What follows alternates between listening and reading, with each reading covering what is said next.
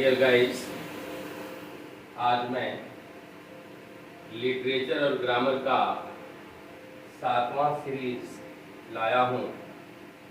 बहुत important question आपको देने जा रहा हूँ। इसे आप न केवल देखें बल्कि नोट बनाएं। तो आइए हम पहले क्वेश्चन पर चलते हैं। William Shakespeare play love levers last was a free adoption of, यह किससे लिया गया है?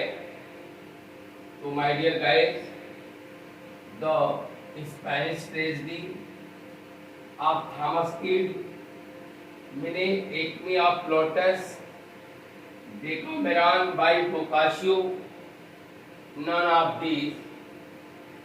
तो माय डियर गाइस, ये जो प्ले इनका है यह लिया गया है मिनेक्मी ऑफ प्लूटस से। आइए हम अगले क्वेश्चन पर चलते हैं।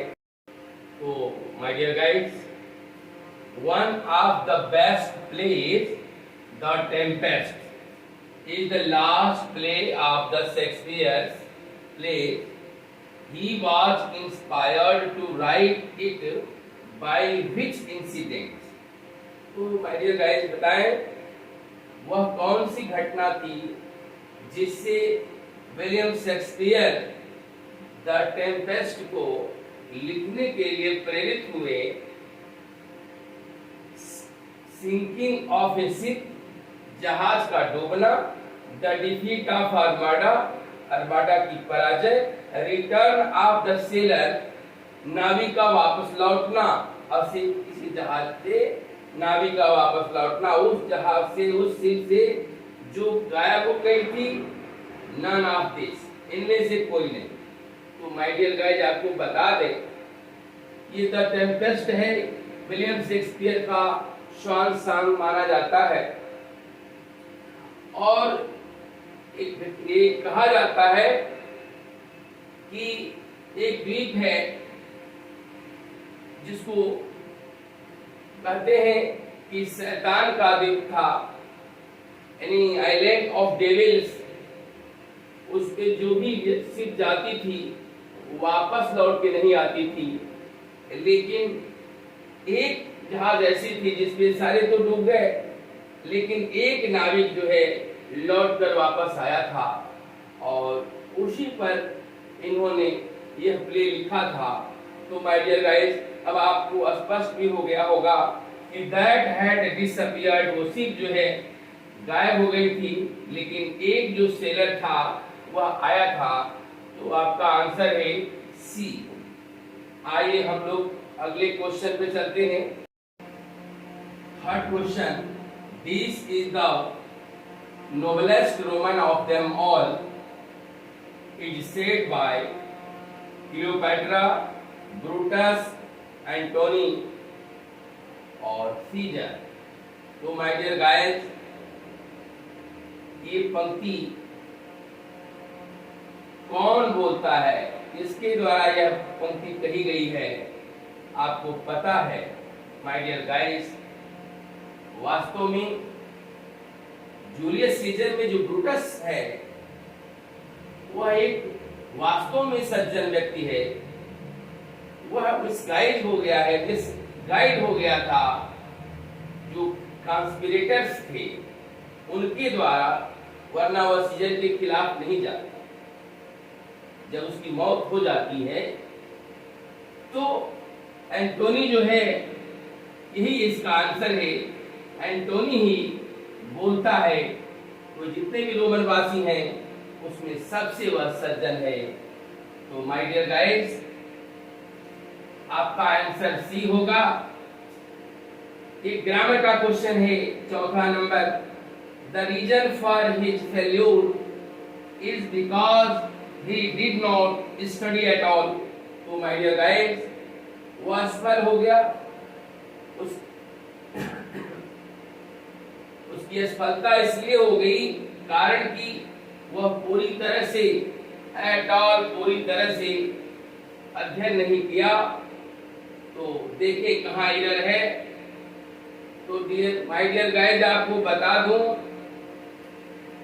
जब भी आपको सेंटेंस में द रीजन दिखाई दे दे तो उसके बाद आप जहां भी दूसरा जो कंजंक्शन देखेंगे इसके साथ दैट आता है, यह कभी भी इसके साथ आप जो है ये कंजंक्शन बिकॉज, एज, फॉर, ये आपको नहीं करना है और यही दिया जाता है। इधर में इनके साथ यही लगा करके बिकॉज दे देता है, एज दे देता है और सिंस दे देता है, सिंस दे देता है, फॉर, सिंस, एज, इस तमाम चीजों को क्या कर देता है, इन्हीं से द रीजन के साथ एज, बिकॉज, फॉर, सिंस ये रीजन के साथ लगा करके एरर आपको देता है। ऐसी स्थिति में आपको रीजन के साथ माय डियर गाइस क्या लगाना होगा, दैट लगाना होगा, अर्थात यहाँ जो है बिकॉज हटाना होगा और इसकी जगह दैट लगाना होगा। तो आइए हम लोग अगले क्वेश्चन पे चलते हैं। पांचवा जो क्वेश्चन है, वर्ड्सवर्थ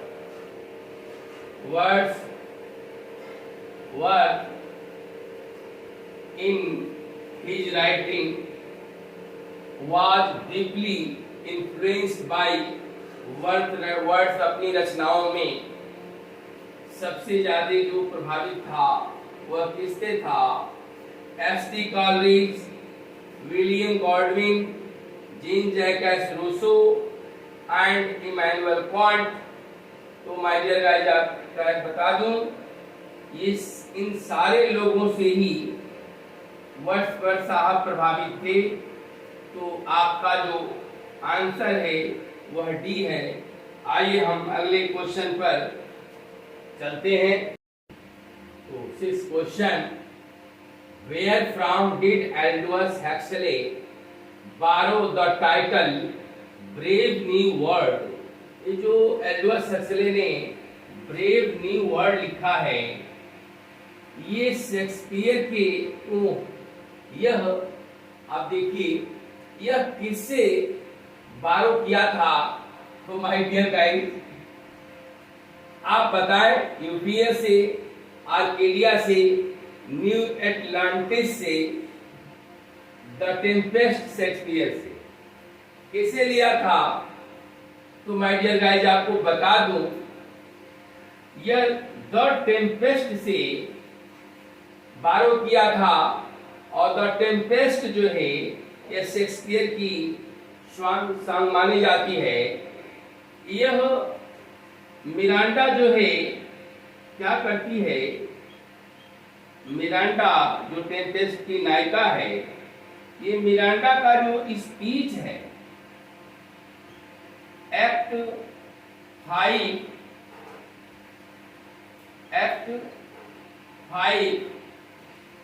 और सीन फर्स्ट में जो स्पीच देती है उसी पर आधारित है ब्रेव न्यू वर्ल्ड।